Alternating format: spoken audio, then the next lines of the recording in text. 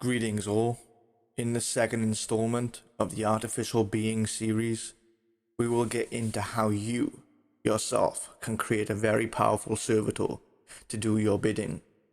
We will get into the usage of planetary squares, also known as cameras, sigil creation, programming, the usage of blood magic, and all other tips and tricks with a very comprehensive and in-depth preparatory work and guide. If you haven't seen the first installment into this series, then I seriously, strongly urge you to go back and watch. You will also be guided through a ritual in which you will invoke the 6 veils, the 3 veils of the Sephiroth and the 3 veils of the Clipoth, directing the creative force into a rite of creation to supercharge and amplify the working tenfold by the powers of the limitless light which emerges from Aeon, and the black light of the A-Casual coalesced as one. Well, let's get started. Okay, so this is the preparatory work. Often overlooked, often rushed through. It's not overly complicated. We're just going to run over a few things here. Now, the important thing to remember is the main thing that comes to mind when creating a servitor is its intention.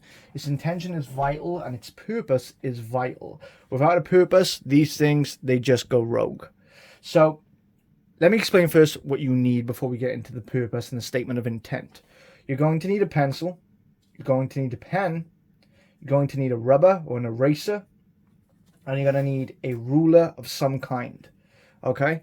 So let me explain. Now, as we can see, I've already started. I've got a statement of intent. My servitor is going to be baneful in nature. Ergo, it has a baneful intent to destroy, attack, and obliterate my enemies. Now, what I do here is once I've written the statement of intent, is I remove all of the vowels and then I remove all of the repeating consonants until I'm left with a string of letters. D, S, T, R, Y, C, K, B, L, M, N. Okay? Now, I've got these strings of letters, and these are important for the next stage, but not just the next stage, but the stage after that, and the stage after that, and we'll get into that in a moment. Essentially, a lot of people use this in particular to create only the sigil. Because what that does is it embeds into the actual entity itself its purpose, its actual function, its primary task, the reason for its existence. But the name is very important. Before sigils, before the times of even idols, the gods and the goddesses and even the servitors of old were given names. Names are fundamental when it comes to metaphysics, when it comes to magic. In some cultures, people wouldn't be named until a certain age because they believed that names dictated how people react, how people live, how people evolve. And so the name holds a very important significance. And so what we're going to do here is we're going to create an anagram. This isn't necessary. You can give the entity or the servitor any name that you desire. But what this does by taking these letters here and creating a name out of it, it reinforces its programming. Every time you call the entity by its name, it is a literal codification of what the entity's objective is. So this is another way to not reinforce just its function, but its very intention and its very purpose. So an anagram is essentially taking any of these letters and making a name out of it. Now, I will admit, there is no limitations to this. You can retrieve letters that you recently removed. You can add letters into the other letters simultaneously. Essentially get creative with it, have fun with it, but do employ as many or as little of these letters as you can. And so what I've done here is I've wrote this name, Darksen. Darksen is an anagram of these letters. And as you can see, I removed an A, so I just took an A back. As you can see, I removed the E, so I just took one of the E's back. So now we have not only the letters, but also the name. The next step is converting the letters into their numerical correspondence. Okay? All letters have a numerical value. The numerical value is very important. Now, as you can see, what I have done is I've already taken the letters and I've already ascribed them numerical value. For example, we have D here. D is 4. We have S here. S is 1. Okay, and you're going to keep doing that until you have a string of numbers. Okay? Now, before we get into the part that I know many people are going to enjoy, I want to touch on something here, and something to keep in mind is when creating these servitors, you have to be very careful. Some of these servitors may not be well programmed. Perhaps they weren't well thought out. Perhaps you were just getting used to it. Or perhaps you have no purpose for the servitor any longer and you wish to terminate the servitor. This is the most humane thing you can possibly do. Do not prolong the servitor's existence. There is no point in it. This isn't a living, breathing entity with feelings and dreams and aspirations, okay? So you're going to create a phrase, and this is known as a termination phrase or a detonation phrase, that when you speak this phrase to the servitor will self-destruct. And this is... This termination phrase can be anything, literally anything. And don't worry about saying the termination phrase and worrying that, oh, now you've said it, or now that you think that termination phrase, that suddenly the entity ceased to exist. Like everything, it's got to have intention.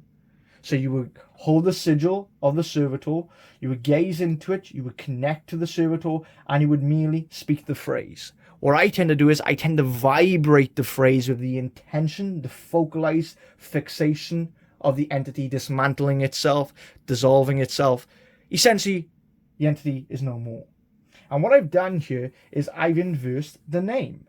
So Darksen is the name that will bring this being into existence. So I find it rather poetic that the inverse of the name would be the undoing of the entity, would be its termination.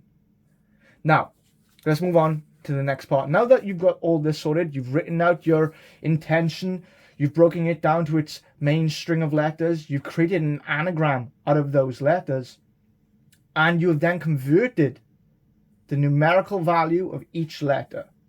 You've come up with a termination phrase. We can now go on to the next part of our planning.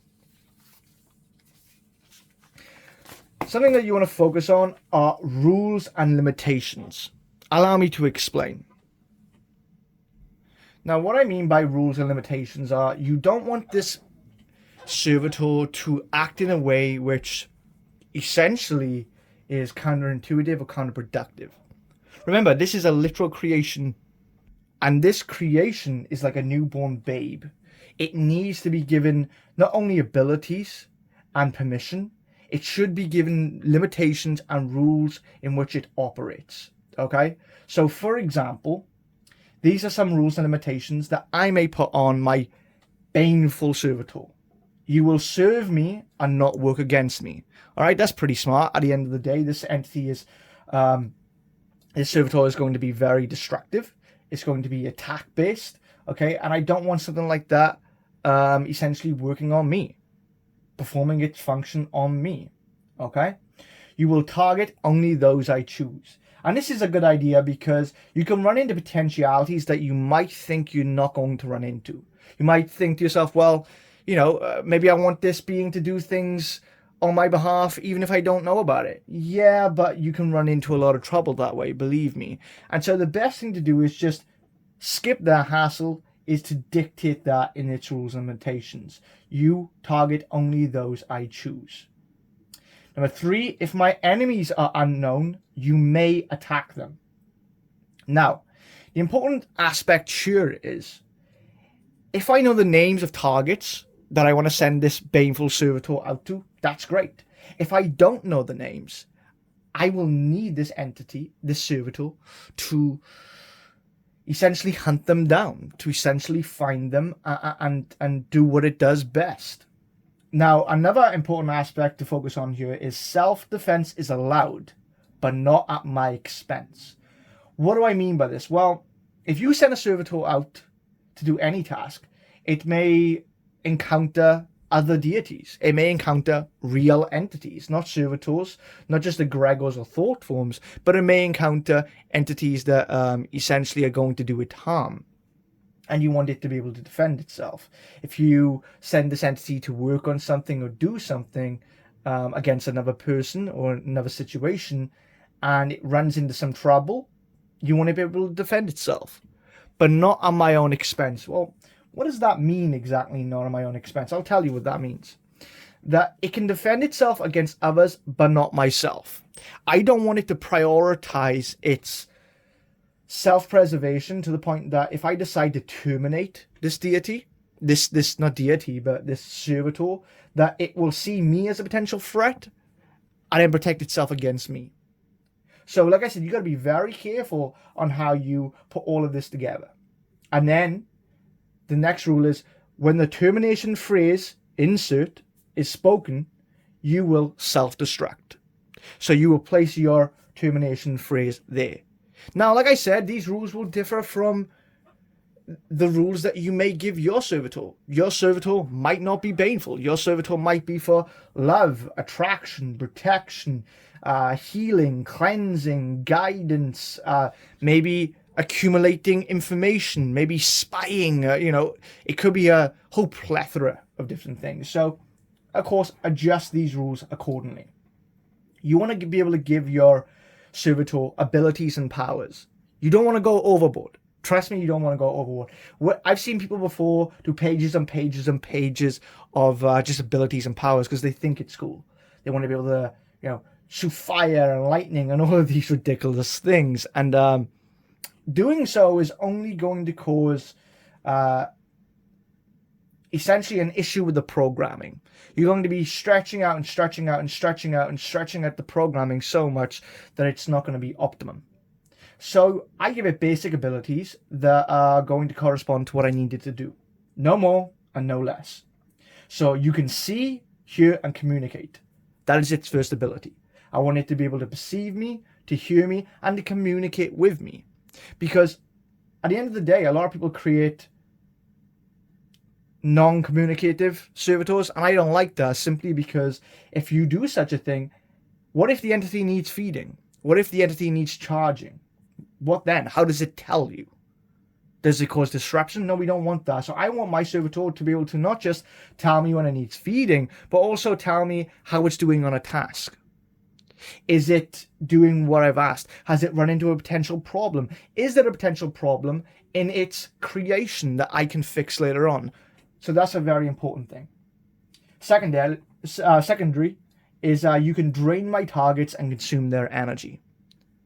This is amazing because not only is it going to maintain its own energy accumulation, but this is another form of attack. And my servitor was all based on attack. So I wanted to be able to drain and weaken my enemies and my targets and simultaneously accumulate its own energy and its own spiritual nutrition, so to speak.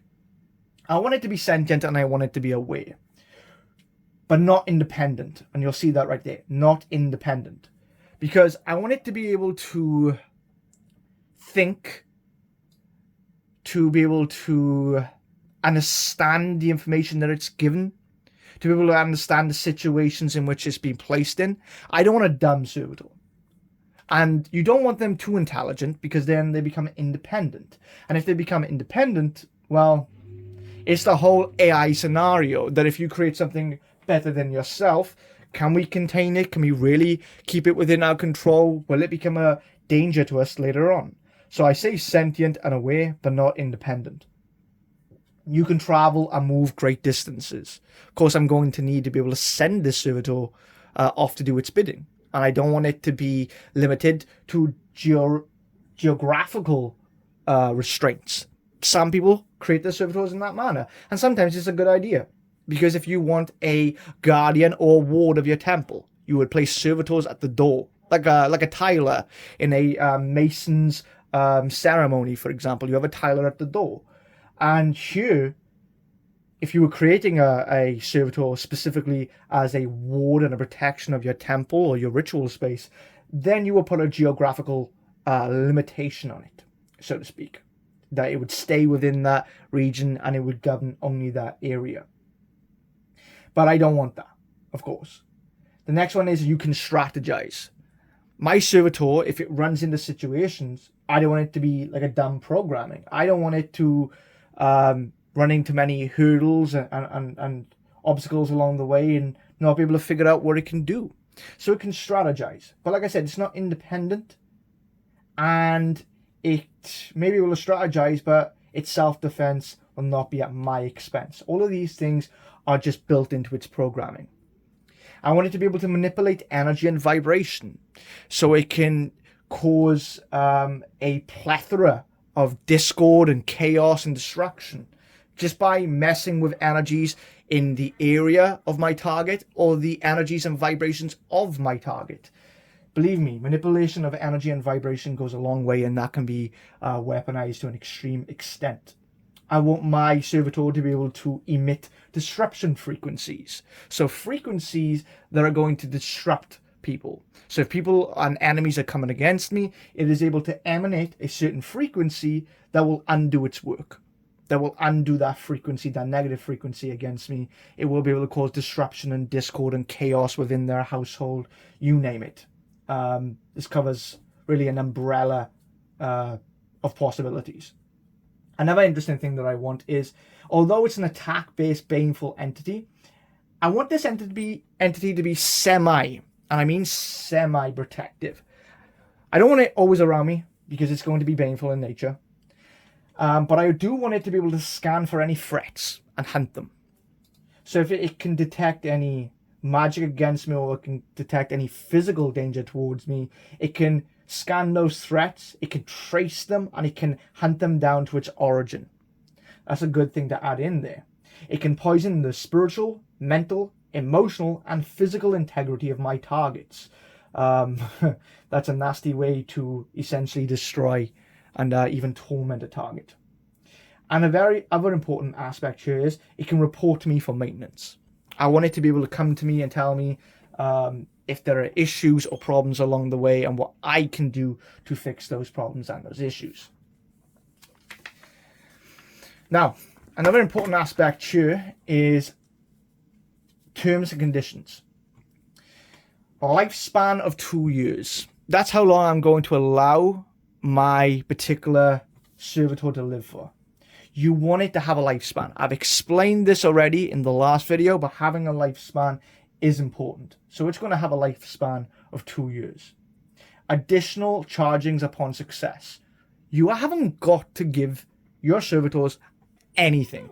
Nothing at all. As a matter of fact, a strange thing that I see happen in a lot of chaos magic is people will create egregores and servitors and thought forms and a whole plethora of artificial constructs. They'll only maintain or energize them if they do what they want, which is dumb to me, because it's you should be feeding this thing and giving this thing energy so it can go out and do its task. If it has no energy or not enough optimal energy, how's it supposed to fulfill its task efficiently?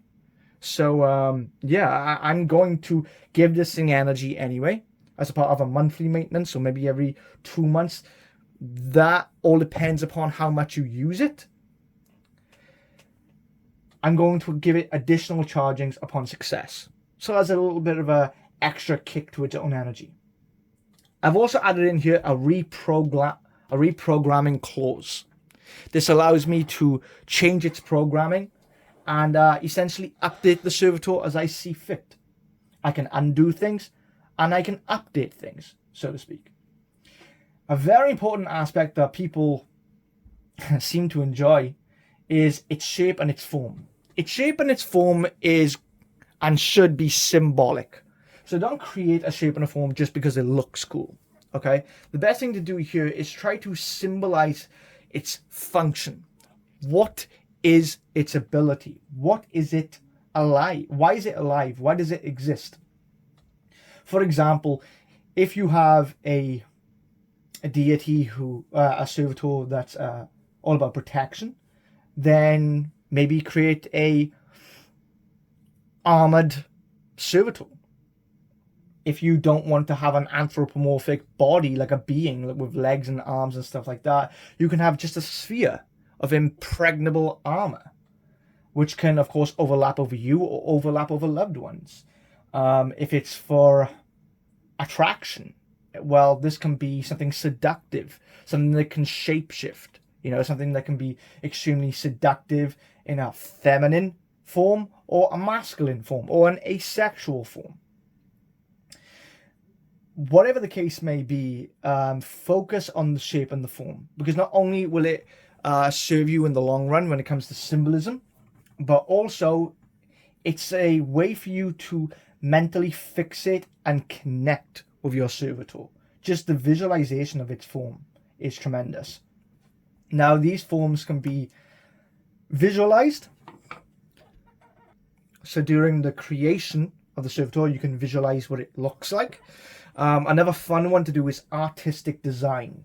So, for example, I'm not very artsy anymore. I used to be able to draw and stuff like that. What I'm going to do is I'm going to create a image for the entity using an AI. So I'm going to be using Midjourney to create an actual imagery of this entity. And I've already done it. I've already created the image, and here's the image.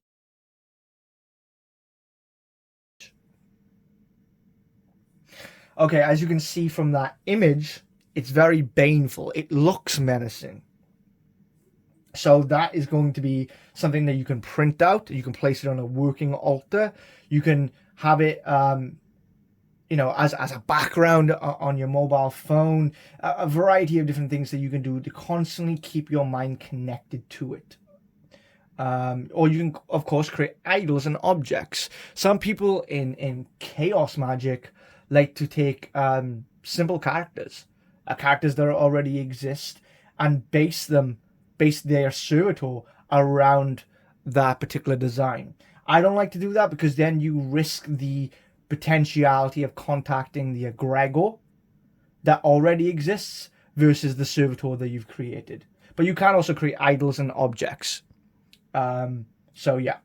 Then we have correspondences such as color, direction, and their planetary correspondence.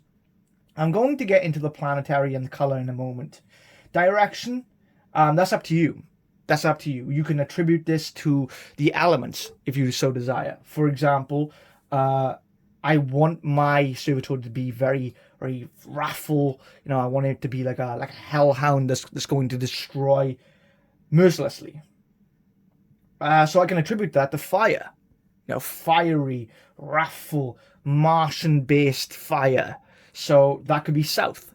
So I would put south here for the direction. The color, that can correspond to the very same color as the element, if you so desire. Here's the very, very important part here. The planetary correspondence. This is very important. And we'll get into that in a moment, okay?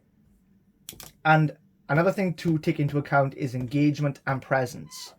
That means, do you want your servitor to be active when doing a task and then simply inactive once the task is done? Or do you require its continual presence? So if it's a protective servitor, it's going to be continual. If it's something only for baneful attack and stuff like that, it's going to be active and inactive. Okay? So here's why planetary is so important. This is how we're going to move forward. This is a very important aspect of creating your servitor. We're going to be using planetary cameas. So what is a planetary camea? A camea is a planetary square. Now you're going to need to pick the particular planet if you're choosing. And in order to pick the correct, and yes, there are correct planets to pick, you need to take into account what is the function that your entity performs.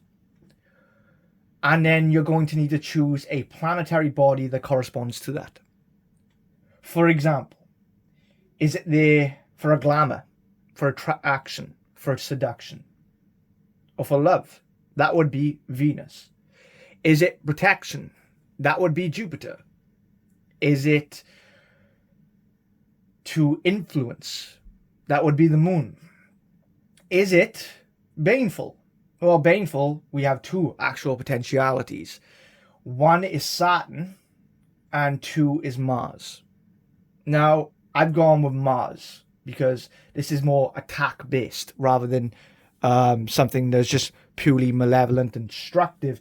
It's going to be strategic in how it operates. Okay, it's going to be a warrior. That's what I want. I want a spiritual astral warrior. So I've chosen the square of Mars. You can Google these squares online, study and research these squares so you pick the correct square. Okay? Once you've picked the correct square, simply draw it out with your pencil and your ruler. Okay? And have an eraser ready because we're going to be getting rid of that square in any moment. Now, I'm doing this on the day of Mars. I'm doing this in the hour of Mars. And I'm using the Martian square. I've already gazed into it. I've focused on it. I've visualized and meditated and I've envisioned the lines and the numbers glowing with its reddish hue, its Martian warrior-based energy. And now I'm going to design the sigil on here. This is how we do it. So remember those string of numbers that we had? We're going to go in order. We're going to draw from one number to the next number. So the first two numbers I have is 4 and 1. I'm going to take my ruler and draw a line from 4 to 1. Okay? Then we have 2. So we're going to draw from 2. Now, some people say that you can go curved. It hasn't got to be perfect. You can loop-de-loop. You can do it however you want. I'm a bit of a perfectionist when it comes to a lot of the stuff I'm doing. Here right now, this is kind of rushed. I'm just giving you an example. The next number, of course, is 9. So I'm going to go up here. I'm going to trace up to 9. The next is 7. So we're going to go up here and trace to 7 as such. Okay. Now from 7 we need 3. Now I could skip all this, but I'm not going to. I'm just going to show you how simple it is. From 7 to 3, 3 back down to 2. As such. Okay. And there's no particular rules. Now we have another 2. I can dictate this and move this however I desire, but I'm not going to. I'm just going to go like this. Simple 2 that way.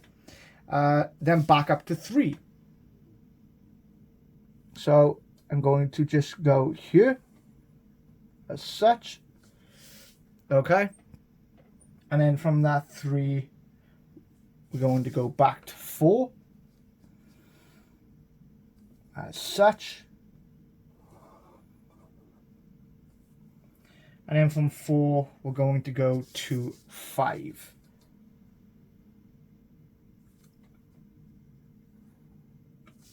Now, an important thing to remember that as you design your sigil, where you started is always a circle as such, and where you end is always a line as such. And now we have its sigil. Okay? Now, this sigil, you can thicken up the lines. You can create a different version of it, a digital version of it. You can put it in a circle. You can do what the hell you like with this sigil. It's completely up to you. You can change the colors. So, for example, this entity, it's Martian. So I would use a Martian color, red. Now, why are we designing this on this planetary square? Well, number one, it allows us to create a beautiful sigil, an amazing sigil, which is numerically and geometrically going to resonate with not just the entity, but the very primary function of the entity. But also building the sigil on these planetary cameras takes an energy which corresponds and resonates to the entity's primary function. And that planetary energy is going to be essentially the base, the energetic base to build and mold your servitor from. Now, why are you needing this? It's quite simple, actually, to just erase the whole damn square. And here we are, we've got a perfect sigil. Now, let's say you haven't got the items at home, or let's say you don't have the time or energy to even create a sigil, or for some unknown other reason you can't create the sigil. I'll put in the link of the description a website that I recommend. On that website, you'll be able to create planetary squares. Now, there's an option on there where you just simply click square, magic square, and you have another option on there that has astrological icons. You click the astrological icon, which corresponds to the planet that you want to use, and then you create the sigil accordingly. Okay, so let's continue. And there we have the sigil. Now that we've got the sigil drawn, what we're going to do now is we're going to create a secondary sigil. This sigil will be for the programming of the actual servitor that we're making. So if you remember this sheet, the sheet with the abilities and powers, as well as the rules and limitations, you're going to scribble out or get rid of all of the vowels. Then you're going to remove all the repeating consonants. You're then going to get all of the letters that you have left, remove all repeating letters. That's very important. Once you've removed all repeating letters, you'll be left with a string of letters like this. Then convert them using the numerical table into the numbers as such. This is a 10 square. 10 squared square. No, I'm sorry, a 9 squared square. Now, what we're going to do here is, obviously you draw out the square in pencil and you draw the numbers in their order. Now you don't put repeating numbers, so no repeating numbers. Okay, so we start with a 5, we start with a 3, we start with a 1, then we start with the 9, 4, then we start with the 2, 7, 8, and then 6.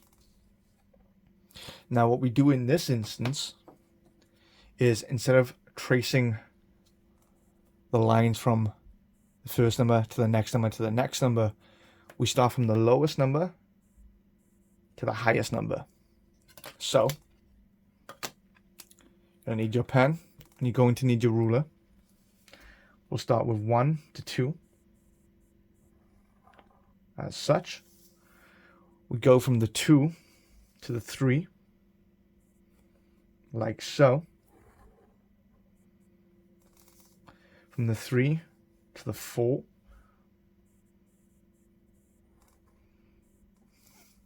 From 4 to 5. I'm just going to turn this here to make it easier for myself. From 5, then we're going to go to 6. Now I'm going to trace it like this. And from 6, we're going to go from 7.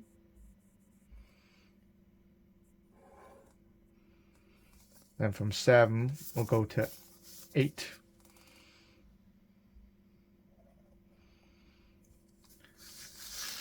Then from 8, we're going to go to 9. Start with the circle as such, and we end with the line. Now I'm going to thicken up these lines and remove the square. Now I have both sigils. The sigil of the linear codification of intent which will act as the programming for the Servitor, the Sigil of the Servitor, the sacred geometric perfection that is the triangular manifestation. 3 candles on each point. In the center here, I have some grain alcohol. I recommend you get some of that too. And you're also going to need a lancet. Before you begin, perform whatever preliminary empowerments or invocations or meditations that require you to empower and enhance your energy. Of course, there are plenty here on this channel, which you may do before this step. Once done, you may have placed out before you the sacred triangle, the geometric form of manifestation. For we are bringing a construct from the depths of our psyche and coalescing it with the energies and programming here present. Focus on your breathing. Let go of any thoughts not pertinent to this operation. And begin by envisioning above you a veil of power.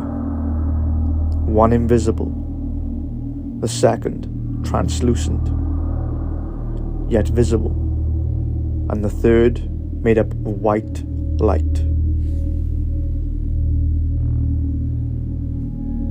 As you sense these 3 veils materialize above you, manifest and coalescing their energies, vibrate the following mantra. Ein so far, ein so far, ein so far. As you vibrate this mantra, envision the limitless light vibrate and emanate downwards. This is the light which is responsible for creating the very tree of life. Sense this light flow into you, filling you up from head to toe, and state the following as this light fills you. I fill myself with the limitless light, the power of Ein Sof-Bar, the creative force which brings about life. I invoke thee, enter the temple of flesh, and manifest upon the altar of my immortal soul. Allow this to flow through you, to circulate and circumvent. As this light funnels into you, visualize below you 3 other veils, one unseen, one of darkness, and the other of black light. Breathe in deeply. Sense this darker power. And as you breathe out, prepare yourself. Breathe in and envision a black beacon of energy rise upwards through your feet and into your crown. Fill the black light, mix with the white, bright, divine light, and vibrate the following mantra. TOHU, BOHU, CHASEK.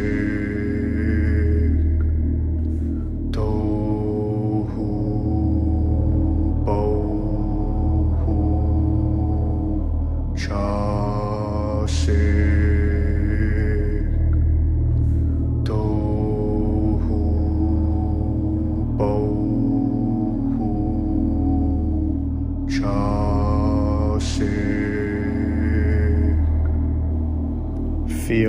the divine dark power flow through you as the forces of existence and negative existence coalesce within, filling you with the force of creation, the force which formed the great trees, which formed the world as it is now,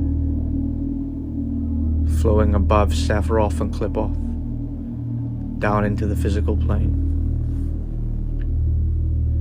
Place your middle and index finger upon the triangle. Breathe in, and as you breathe out, fill the lines of the triangle with this very same energy, and state the following as you do so. Creation of magic, be you the triangular manifestation in which thought becomes form, form becomes sentience, sentience becomes conscious, and the sacred construct shall bring forth into manifestation new life. I seal this calling upon you, and I seal the power to perform this function within you eternal. Now breathe. Focus. Sense how the triangle is now the sacred space which holds the potential unseen energies to birth any and all possibilities. Fixate your gaze now upon the sigil of the Servitor. Envision the form of your Servitor. See it in the emptiness of your mind's eye. See it not as a still image, but as a moving, breathing, sentient aware being. With each breath and the fixation of your eyes upon the sigil, feel the solidity of that visualization being deeply embedded into the sigil. As you exhale, feel the energies of creation that you've invoked emanate from the brow of your third eye chakra as a beam from the third eye to the paper,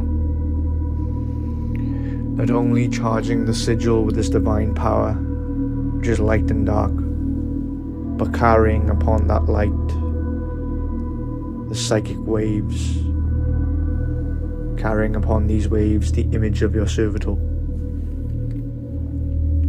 Like how a radio wave or microwaves carry information and imagery, sense that it embeds itself into the matrix behind the sacred geometry of that sigil.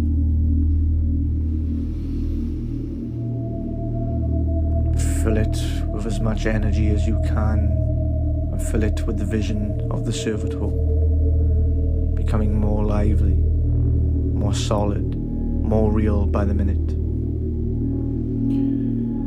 As you do this, close your eyes for a moment.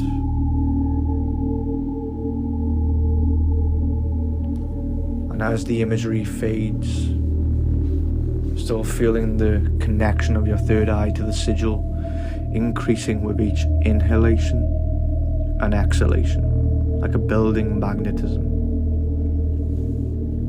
Visualize in the darkness of your eyelids a sphere of light, the colour of which must be connected to the planet of your choosing.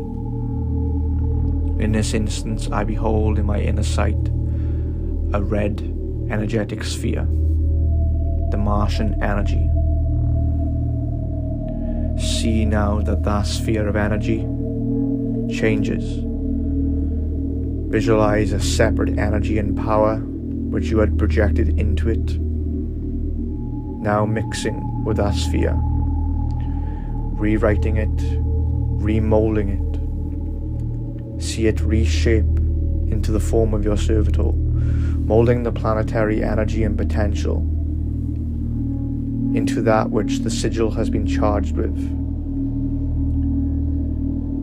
Know that this is being cultivated within the energetic matrix, forming and reforming, stabilizing itself.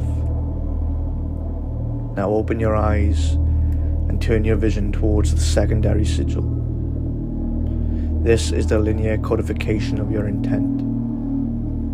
This is the programming for which the new life force being incubated before you shall receive. As you gaze into the sigil, know that you don't have to mentally or verbally express your desires or rules, that it is already embedded into the sigil. See how the servitor would be once it's alive. See in your mind's eye the servitor performing all its duties. Visualize the various tasks and desires that you wish this entity to perform on your behalf. Allow this vision to simultaneously be not only within your mind, but within the sigil which you're fixating upon. Keep doing this until you can no longer hold the image. Now that this is charged, you simply then take the container full with the grain alcohol and place it on top of the sigil of your servitor.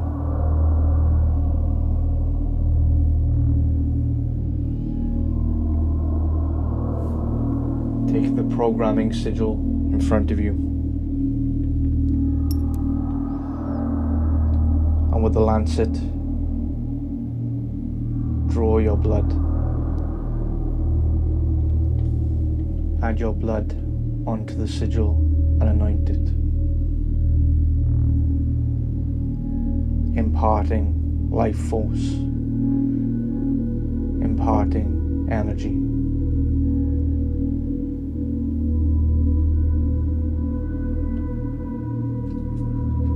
Ignite the sigil in flame and burn it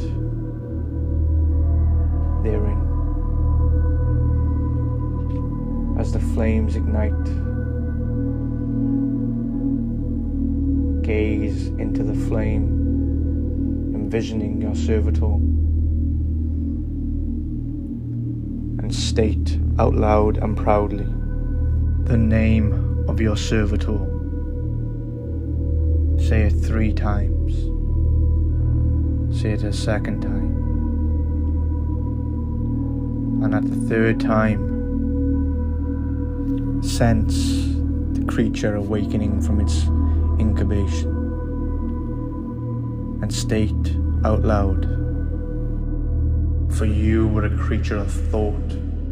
I have given you form, and with this blood I give you life. Awaken to your Maker. Awaken to your Creator. Rise. Rise and awaken.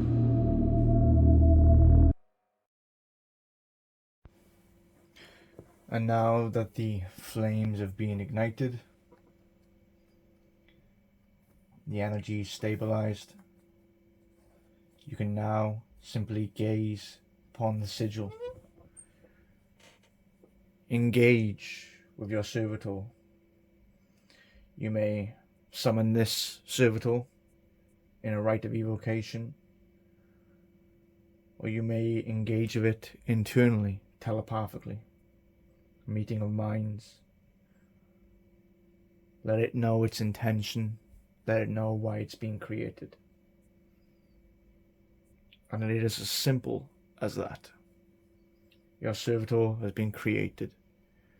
To begin with, the servitor is going to be pretty weak. Set it a task. Involve this sigil now in any potential working that you're going to do, in any ritual or spell, in any radionic operation. If you would like future videos on how I employ this sigil, or how I'll employ this servitor on methods of feeding, or even advancing and evolving your Servitor. Don't forget to like this video and comment. And any questions that you may have, you may also put them in the comments of this video.